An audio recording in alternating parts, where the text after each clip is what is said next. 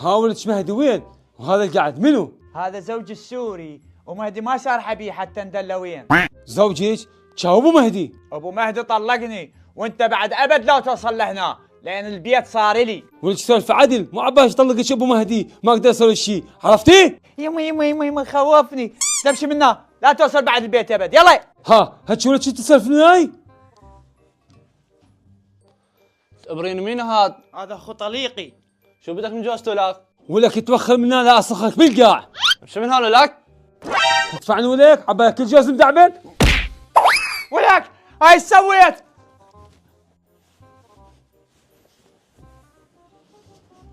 اقول لك مهدي